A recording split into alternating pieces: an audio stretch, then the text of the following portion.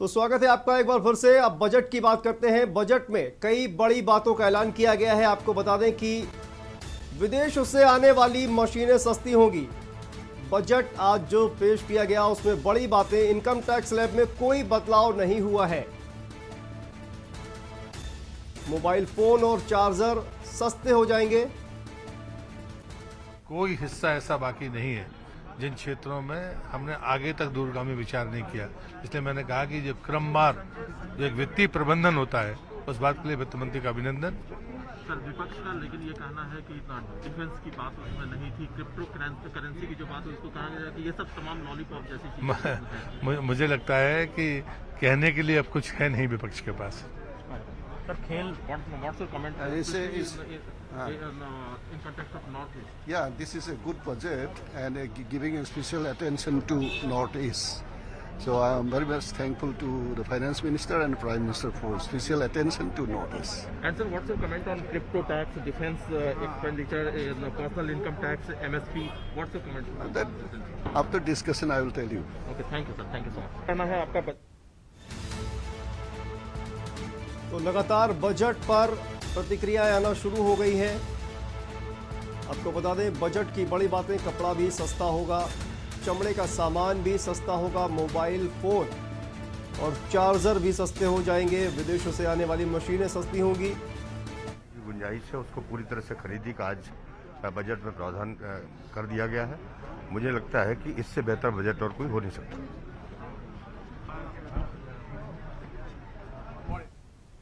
तो लगातार प्रतिक्रियाएं आ रही हैं। आपको बता दें बजट पर लगातार प्रतिक्रियाएं।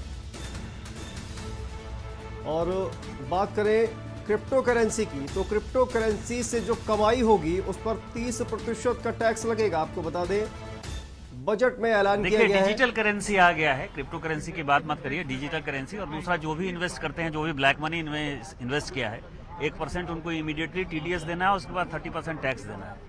तो ऑटोमेटिक जो है ये लीगलाइज तरह से जो है, जिन्होंने कहा रखा है कि बहुत इन्वेस्टमेंट हो रखा है, चीजें रखे ये, क्योंकि ये सब इलीगल था भारत में, तो जो लोग किए हैं वो फंसेंगे और सभी जेल जाएंगे। क्योंकि बेनामी ट्रांजैक्शन एक्ट जो है वो काफी हार्ड एंड फास्ट किया गया, हार्डन किया गया है उसको।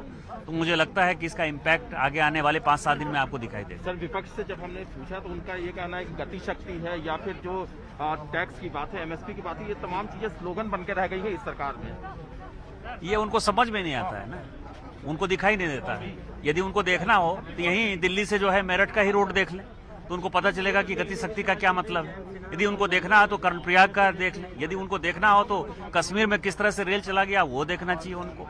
तो मैं आपको बता रहा हूँ कि विपक्ष यदि अंधा है, उस सावन के अंधे को सब कुछ हरा हरा दिखाई देता है, तो विपक्ष को सब चीज गलत ही दिखाई देता है, लेकिन आम जनता है उसको तो सब दिखाई देता है। Thank you sir. आज के इस बजट को लेकर के बहुत सारी घोषणाएं हैं, हालांकि विपक्ष का कहना है कि ये सब तमाम घोषणाएं जो हैं वो स्लोगन की तरह से हैं। क्या कहना है आपका? देखिए, आज़ादी के अमृत महोत्सव के यह इस कालखंड का अमृत बजट है और आज का बजट आम आदमी की आकांक्षाओं के अनुरूप है। पूरी तरह से प्रधानमंत्री जी के आत्मनिर्भर भारत बनाने के संकल्प को पूरा करने वाला यह बजट है। सबका साथ सबका विकास, इस मूल मंत्र पर आधारित ये बजट है। महिलाओं, युवा, किसानों, लघु उद्यमियों, व्यापारियों और सभी वर्ग के लोगों का ख्याल इसमें रखा गया है। कोरोना के विपरीत परिस्थिति के बावजूद आपने देखा कि अन्य देशों की तुलना में भारत के अर्थव्यवस्था भारत की काफ़ी मजबूत रही और निश्चित रूप से 22-23 के इस बजट से अर्थव्यवस्था और भी मजबूत होगी और देश के विकास को काफी बल प्रदान होगा। सर दूसरा तो लगातार प्रतिक्रियाएं बजट पर आ रही हैं। आपको बता दें बजट की बड़ी बातें। विदेश से आने वाली मशीनें सस्ती हो जाएंगी। इनकम टैक्स स्लैब में कोई बदलाव नहीं हुआ है। के लिए क्या कहेंगे, किस तरह का बजट? बहुत अच्छा बजट है, बहुत इंक्लूसिव, सबको ध्यान में रखा गया है। गरीबों के लिए, गांव के लिए, बॉर्डर एरिया के लिए, हमारा नॉर्थ ईस्ट के लिए और फाइनेंशियल सेक्टर में काफ़ी रिफॉर्म्स लाए हैं। बहुत ही अच्छा बजट है और जिस हिसाब से इकोनॉमिक रिकवरी हुआ है, उस हिसाब से बहुत अच्छा बजट है। नॉर्थ ईस्ट के खासतौर से जानना चाहूंगा कि नॉर्थ ईस्ट को कितना फायदा होने वाला है। बहुत नॉर्थ ईस्ट को भी अलग से पैकेज दिया है, बहुत अच्छा हुआ। किरण भाई एक second. Hi sir, need your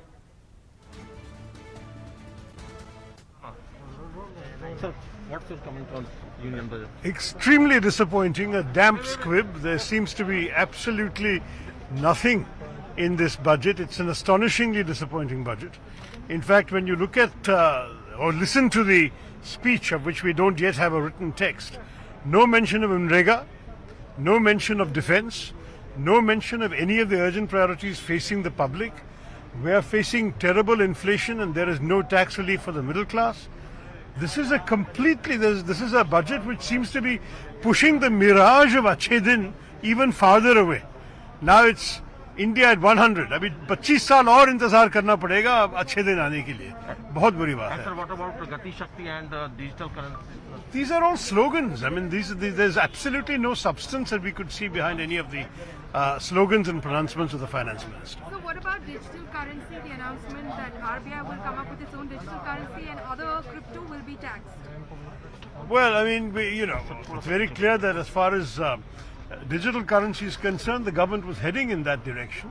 And to the best of my knowledge, a reasonable proposition, I don't think we'll be criticizing that. But what we are more concerned about is the lack of substance for the common Indian citizen in this bill, in this budget. The speech has left us feeling completely underwhelmed. It's a damp squib. Thank you, sir. Thank you so much, sir. तो ये कांग्रेस के नेता शशि थरूर जो कि budget को निराशाजनक बता रहे हैं और सीधी तस्वीरें आप देखिए, ये इस वक्त की सीधी तस्वीरें दिल्ली से हम आपको दिखा रहे हैं। वित्त मंत्री निर्मला सीतारमण संसद से निकलती हुई। जो यूनियन बजट है किस तरह से देखते हैं सर आज? कल ही आर्थिक सर्वेक्षण में एक सीधा संदेश मिल गया था और मैं मानता हूं कि जो हमारी प्राचीन अर्थव्यवस्था की रीढ़ है, सेवा, कृषि और चिकित्सा के क्षेत्र में जो हमारा योगदान रहा है, उसको नए सिरे से इस बजट में परिभाषित किया गया है। और मैं मानता हूं कि जो सप्लाई चेन है उसके लिए जितना बेहतर से बेहतर हो सकता है और आने वाले समय में आने वाली नए सिरे की जो चुनौतियां हैं उनको पहले से ही इसमें समाधान दिया है। और इसलिए 2021-22 और 22-23 दोनों बजट की जो निरंतरता है ये अभिनंदनीय है। सर, एमएसपी को लेकर के जो अनाउंसमेंट की गई है उसके बारे में आपका क्या कहना है? मुझे लगता है कि हम किसी समस्या को टुकड़ों में नहीं देखते हैं, लगातार है। और इसलिए मैंने कहा कि कोई हिस्सा ऐसा बाकी नहीं है जिन क्षेत्रों में हमने आगे तक दूरगामी विचार नहीं किया। इसलिए मैंने कहा कि जो क्रमवार जो एक वित्तीय प्रबंधन होता है उस बात के लिए वित्त मंत्री का अभिनंदन। सर, विपक्ष का लेकिन ये कहना है कि डिफेंस की बात उसमें नहीं थी, क्रिप्टो करेंसी की जो बात है उसको कहा गया कि ये सब तमाम लॉलीपॉप जैसी चीजें। मुझे लगता है कि कहने के लिए अब कुछ है नहीं विपक्ष के पास। सर, खेल तो बजट पर लगातार प्रतिक्रियाएं आना शुरू हो गई हैं। कांग्रेस के जो नेता है शशि थरूर, भले ही उन्होंने डिजिटलाइजेशन को लेकर, डिजिटल करेंसी को लेकर कुछ नहीं कहा, लेकिन उन्होंने कहीं ना कहीं निराशाजनक बताया है। तो बजट पर लगातार हम बने हुए हैं। फिलहाल वक्त है छोटे से ब्रेक का, जल्द वापस लौटते हैं। आप देख रहे हैं